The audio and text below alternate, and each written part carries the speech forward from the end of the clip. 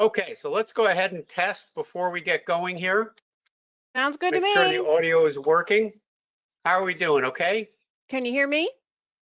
Yeah, I can hear you. You're good? Yeah, you're good too. Okay, good. Well, let's go ahead and get going then. All Rock right, and let me roll. cover a few items. Do you have anything you want to announce, Gene, before we get going? No, I think we're good. Okay, great. Okay. All right. So first thing I want to go over the risks involved in trading. I think we all realize that there are risks in trading the financial markets, but like I usually say, without that risk, there is no opportunity. So the two really go hand in hand. But controlling your risk and understanding risk in trading the financial markets is a key to being successful in this business. I've developed a whole suite of tools around risk control, like the risk to reward calculator, the trader's assistant, the trade size calculator. And the purpose behind that was for you to get a knowledge in risk control and have a suite of software tools to help you manage it. So it's really important. Also, too, you want to be trading with money you can afford to risk, called risk capital. That's really important. A lot of people trade the markets that really aren't trading it with the money they can afford to do that, and it puts a lot of pressure on them. And the more pressure we have in trading the markets, the worse we do. I mean, that's a statistic that is proven. So you want to be able to trade the markets with as little as stress as possible, make objective decisions. And so trading with money you can afford to risk also increases that capability. Also, too, calculating trade size or position size or bet size, however you want to call it, is another vital important aspect of it.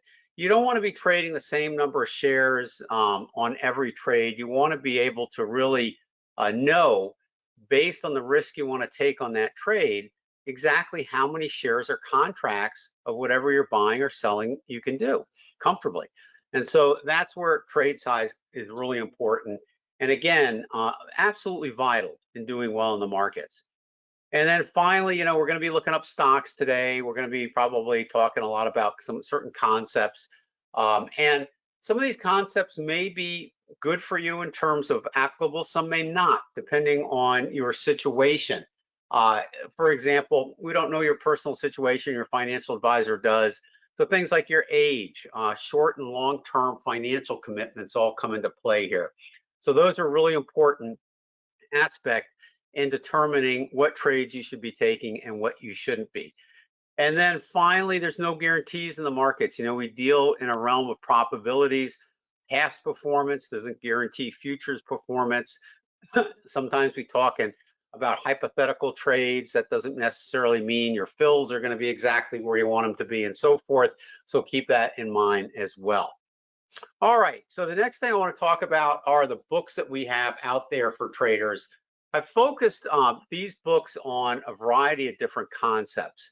My new book called The Art of Trading, which is on the far right-hand side, that's going to be the second edition of the first book.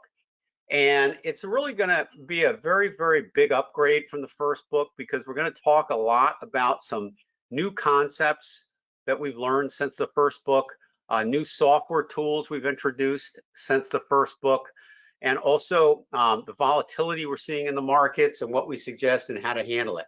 So you may want to pre-order that now. It's going to be out at the end of the year, but you can pre-order it now at a really good price. So, Jeannie will put a link up there, or you can go to our Amazon page and order it. But that's available for pre-order now. The book to the left of it is the Money Management for Traders book, which we came out with last year. And this book, what I attempted to do in this book is really focus on what traders need to know to implement a good, solid risk control program into their current trading environment. Whether it's stocks, whether it's futures, forex, whatever you trade, you should know how to and be able to implement a good, solid risk control program. And that includes your trade size and things like that we already discussed. So that book focuses on that. It is very inexpensive. I mean, you're talking, I think, 15 to 20 bucks for the book, and it'll be the best 15 or 20 bucks you ever spent. So you may want to focus on that. Now, if you want a deeper dive and go into all the complicated aspects of risk control, I've got the book on the far left called the Trader's Money Management System that does that. But if you want something stripped down to the point, basic, that you can implement. That's where the Money Management for Traders book on the far right-hand side comes into play. Now, you also know I'm big on Elliott Wave, right? So I've got the Elliott Wave technique simplified. I've got a home study course on Elliott Wave. And that book was published by McGraw-Hill. They asked me to do that on the Elliott Wave. So that's something you may want to take a look at as well. We have a lot of people, very popular book, a lot of people buying that.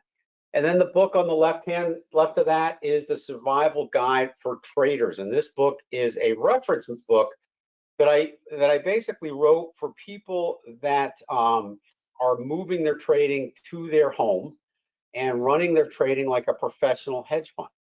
And you can do that with the technology today. So there's a lot of good reference material on how to do that in that book. So those are the books I've written to date. We're going to be coming out with some more over the next couple years. But the one that's coming out next is going to be The Art of Trading. So we're pretty excited about that. All right, and that leads to our software tools. And over the course of the last 30 plus years trading the financial markets, I have developed these tools, which I think do an excellent job on not only telling me when to enter and exit the market, but how to find stocks, and then, of course, controlling the risk. And that's what that's all about. And because we cover those dimensions of trading, we call this the ultimate trading system. So we've got the charting software up here at the top, all right? You've got the scanners here in the middle, and then you've got the risk control software at the bottom. And I think most all of you pretty much own all of it, if not a majority of it, but you can always add on to it at any time. All right, so it's kind of like a la carte if you want it to be, or you can buy the whole bundle at the same time. So it depends on your budget, what you want to do and what you need to do. All right, so that's kind of where that's at. All right, so I just want to make sure I covered all those basics before we get going here. All right, now this is TradeStation with all our tools running. This is the scanners up here. This is our charting software here. And then this is the risk to reward here. Now, the risk to reward calculator, which we use for risk control and calculating trade size, is all about, for example, what you want to do with this type of situation is you want to kind of not hide it. You kind of want it on your screen so you can see it. So go ahead and slide over, in TradeStation, you can just slide over the whole platform. And so slide it over and give it a little room so you can see it. And if you're dealing with NinjaTrader, okay, same thing. You can slide your charts over so you can always see it. So that's kind of a little handy tool you want to do. In terms of the scanners, you can have them at the top, you can have them at the side. Same thing with TradeStation. It's a personal preference of where you want it, okay? All right, so there you have it. All right, let me see if there's any questions coming in. Hi, Jim, how are you? Okay, Jim has a question. I have set up questions for the TC indicators, okay? Bar close versus bar change and maximum look back 256 to infinite. Okay, great question.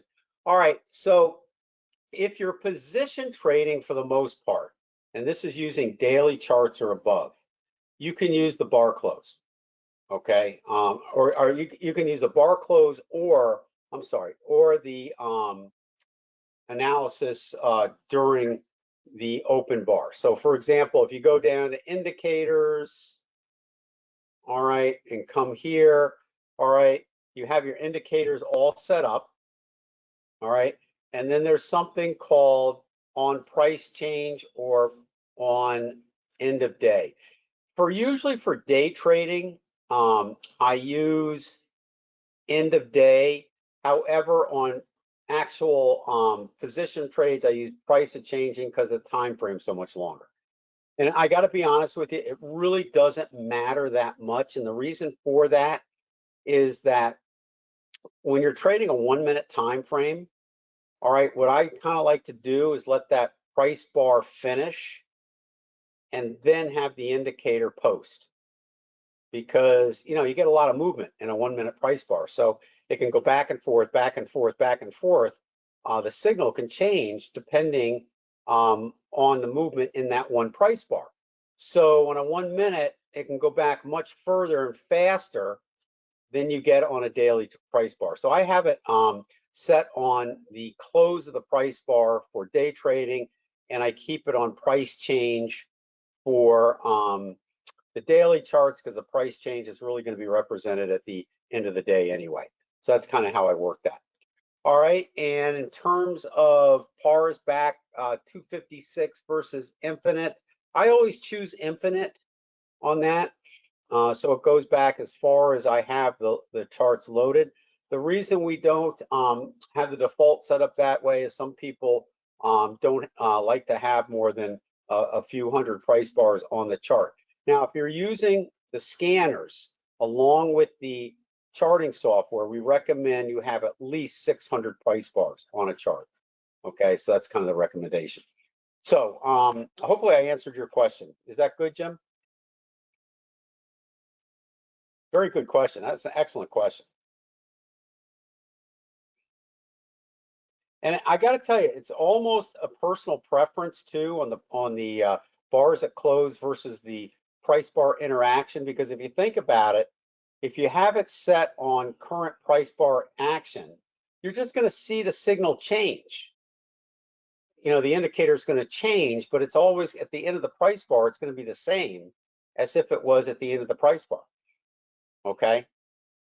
So it really is one of those things. It's almost like a personal preference, because the end result is the same. But some people that want to jump the gun and make an early decision may choose to do it intra price bar, but I always wait for the end of the price bar. So that's kind of why I have it set up. That's me personally. Okay, everybody kind of is a little bit different on that. All right, any other questions? That was a great question. Any other questions? Now, just so you know, we started a situation going forward for 2023. You can now do a trial of our software, and so you can check all the software out for $399 for 1 month, 30-day trial. So keep that in mind. So if you've been looking at stuff and thinking about it, then that can certainly be a way to do it. All right, Spider on the 1 minute. Jim's got another question on the 1 minute SPY chart. I'm confused how the bearish wave 3, which, okay, so you want to take a look at the Spider. Let's go down to, let's see if we have that here. Hopefully I have it on the 1 minute. I have all the futures. I'm not sure. Okay, I guess I got it here. All right, so here's what we got here. All right, so yeah, so you're talking about this wave 3 here. Okay, so let's talk about a wave 3 for a minute. When we have when we do the analysis on the wave 3, we're always going back about 144 price bars. Okay, so that's what we do. And as you can see, it occurred here on this move down. All right, now 144 price bars will end right around here. Okay. And what happened is you have a deeper one here, don't you? Okay. But you didn't really have enough of a retracement on the whole way down. So this whole move down is a wave 3. This technically would have ended up here. Okay. But this is a wave 5 inside a 3, but the whole move is a 3. Okay. So I think that's kind of what's throwing you off there. So for example, wave 3 is always marked by the deepest or highest owl, provided you're not in a complex correction. Because if you're in a complex correction, you can have several wave 3s occur on A wave and C wave inside those waves that could trigger a wave 3, but it's not the major wave 3. It's the 3s inside those corrective waves. Now, a couple things here. All right. So in a situation like this, you can see the move down. All right. You had a 3 here, little retracement here, and then we were back down here for the bottom. So this is indicating probably a 3 inside, and you've got another one coming down, I think. So you probably have the end of 3 here, okay, at this point, and you're probably going up. Now let me just show you something here you can do. you take the software and go down to indicators and go down to the owl, and you want to see where the extended wave is, you click here, hit OK, and watch the wave 3 will move to the next one. So this was actually lower than this one. Okay, so that's what that's saying. So the extended wave had this one next coming down. So that's showing you the continuation of wave 3. All right, that's showing you the continuation of wave 3. I always set it to the I use the extended wave to check sometimes, but otherwise I always keep it off. Okay, just so I kind of have an idea. And if you look at the spider, okay, you can see also 3 in here. All right, so you know that kind of thing is, and you got here one more low coming here on the 60-minute. So you're still technically heading down a little bit. So the next thing you want to see is, you know, this should hold. Okay, so this may have been A. We got B and maybe C. Okay, that's kind of where we're at there.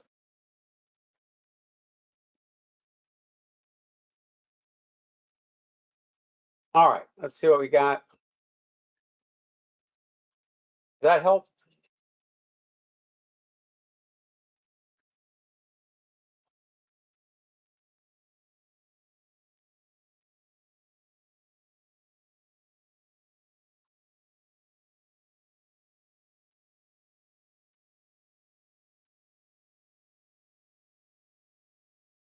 All right, hopefully that helps. Okay. How about any other questions? Anybody else? Anybody have any questions on software, etc.? Now we've gone over creating templates in previous sessions, so we do have those recorded in the client support area. And you know, all the client support webinars are recorded and kept in the YouTube page, okay, our special YouTube area. Okay, so wave 4. Let's open up here. Now, let me ask you a question. This was a 1-minute chart. So what's your higher time frame? Is it 5 minutes like mine set up?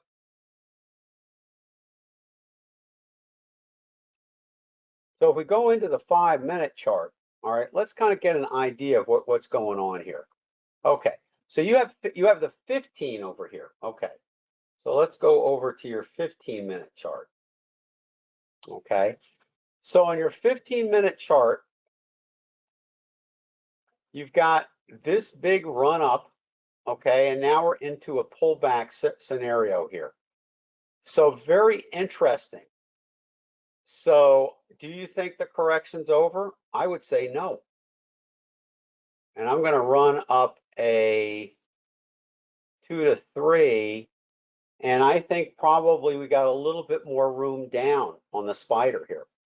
Okay, so my target is 403 to 395. So I think we're in wave 4, okay, and I think we got more room to go to the downside long term. But let's go to the 5-minute and see what that is, see if we can even get a little more precise. Okay, 5 minutes about the same, okay, pretty much about the same. All right, so we're looking at that. And that's kind of what this is saying on the short term, that we're not done with the correction. So we're still coming down into the 4 on the longer time frames, and we've got a red PTF on both shorter ones. And so, yeah, we're heading back down. So we're getting close, okay? So I think the next bottom after this is going to coincide with being right in this target zone. But we may also go up one more time before, we may have a little bit more of a correction here before it goes down, or if this bottom doesn't hold, then it's going to go right to the target. So it's either going to be like this. It's either going to have 1, 2, 3 down, or it's going to be 1, 2, 3 down, okay, straight away. Let's just draw in the point of inflection here to here. And you see we came pretty close, but it's possible you could go back up here and then down. But this being red is indicating we're going to go down a little further. But you see the PTF here is only saying it's going to go down to what, 406, what, 50 or something. And so the bottom is at 405. So that's not really helping us in terms of, it could just be in B wave a little further and then go back up. So I don't think I would take a short trade here simply because we didn't hit the high probability target zone. And I'm a little weary of going short unless that happens. And if I'm wrong and it goes ahead and makes a bottom, then the next trade is going to be the long side. But if I'm right and we get this, then I may take it short if these things still remain red because we have not hit the target zone yet.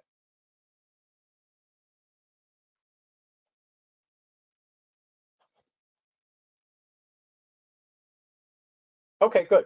Well, that's why we included that extended wave option. Sometimes, it's helpful depending on what kind of market is being thrown at you.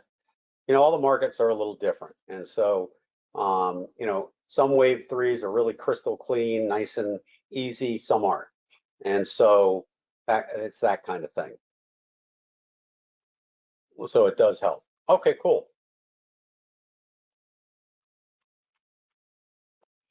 A lot of times when we day trade, it doesn't set up perfectly. And sometimes I miss the next move down because it doesn't retrace. But that's okay. All right, because I know when I wait for it and then go, my chances are greater that I'll hit it.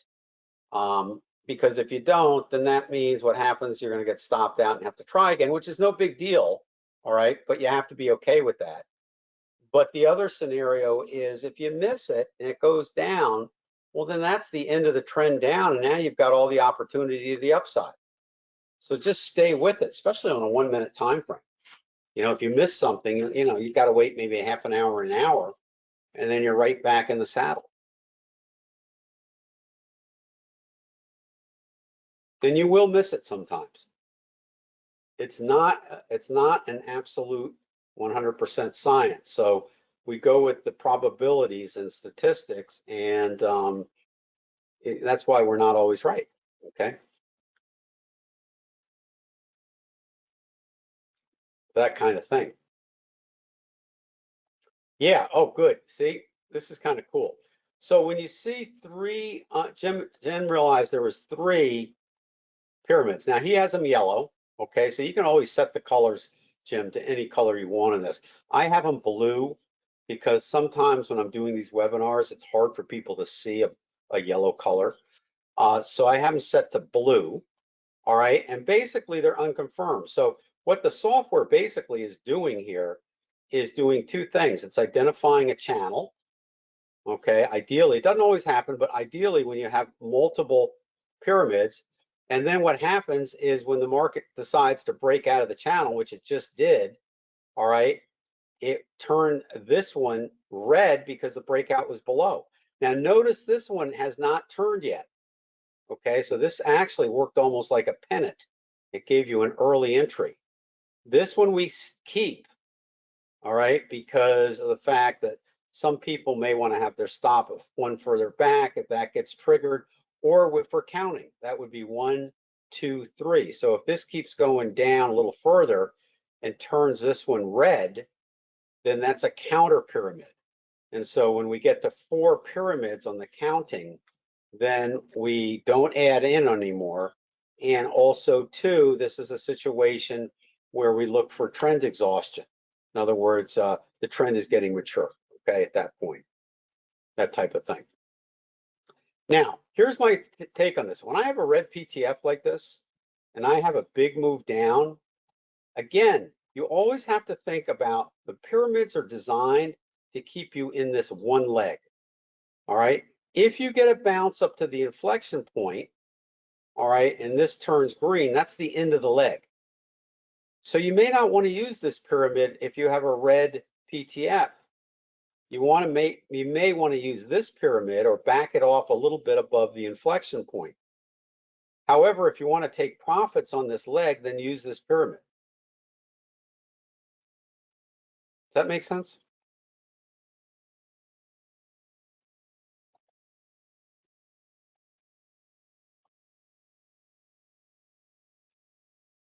Now, if prices go up above here, say they just went above this leg here, okay, so if you went short here, you could be stopped out here at a profit, or, all right, if you are going to play the PTF and stay short, you got to move that stop higher because it's going to go to the inflection point, which is the retracement. And that's just normal profit taking in the market.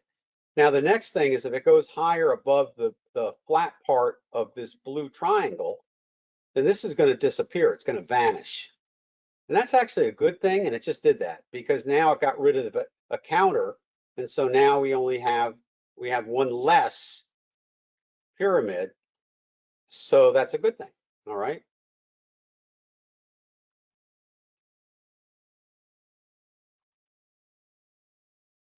It means the next time it goes down, all right, it's got a little further to go because there's not that much trend exhaustion in it.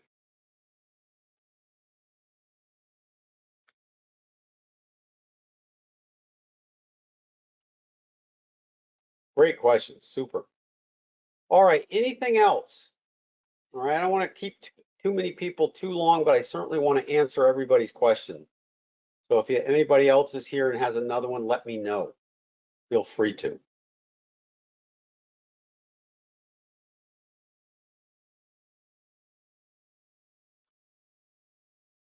All right, Jim, did I get all your questions? Are you good?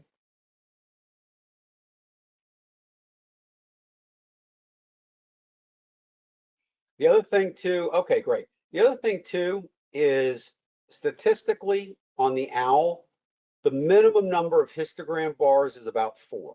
Well, it is 4, okay? But that doesn't mean you can't get more or sometimes less. But statistically, you're good for 4 as an average. So this has gotten a lot more than 4, right? So we're due for a green, which means profit taking, okay? So again, it's not surprising that we may have that. Now, it is also very possible, a lot of times it gets very close and then the market gets one more low and you see this little bulb type of thing in there, all right? Trade enough, you'll see that, but you don't always get that, but it is possible. So we've got a little bit of green coming in on the 60-minute chart here, or actually the 15-second chart. So we're kind of getting some bullishness coming in. So I think this probably will go green and we'll probably get prices up to the inflection point and then another turn.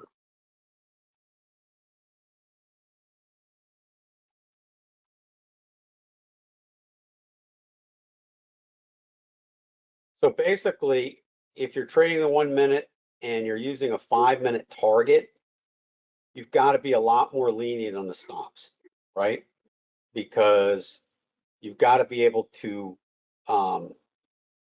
survive any of the profit taking on the 1 minute time frame to make it or to the 5-minute time frame to make it to the 5-minute target. So your stops have got to be more lenient on the 1 minute time frame, if that makes sense. And there's times when you're not going to want that, times when you want to take profits quicker. That's all about quote unquote the art of trading. And it really is an art because there's so many different ways you can use the tools to match your style of trading, and that's the why it was designed that way. All right, so now we've got the green owl, okay, on the 1 minute. All right, not surprising. So when you see 1, you're usually good for an average of 4. So if you were thinking about a short position, you probably wouldn't want to do that right now because you got another 3 to go, right? So you kind of want to wait. Doesn't mean it can't change. It can, but that's kind of the deal behind that. All right, anything else?